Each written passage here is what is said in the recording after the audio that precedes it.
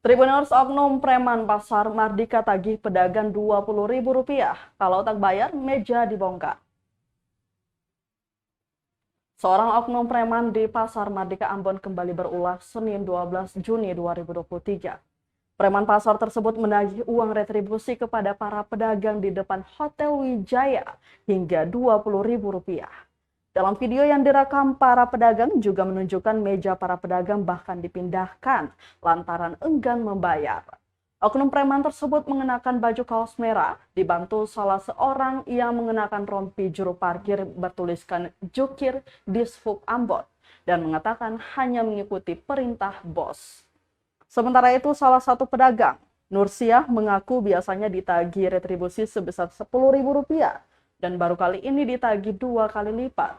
Ia dan beberapa pedagang lain pun enggan membayar dan berujung barang dagangannya jatuh, serta meja jualannya dipindahkan. Perempuan yang menjual buah-buahan dan bahan pokok ini mengaku tak sanggup bila harus membayar Rp20.000 tiap harinya. Pasalnya, dia hanya pedagang kecil yang berjualan demi kebutuhan sehari-hari. Dia berharap Tribuners pemerintah daerah bisa mendengar dan membantu situasinya saat ini.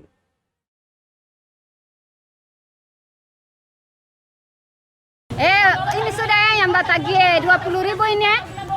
Dia mau kamari yang ke meja ini. Ini sudah orang-orangnya ini. Orang-orang sudah. Hei.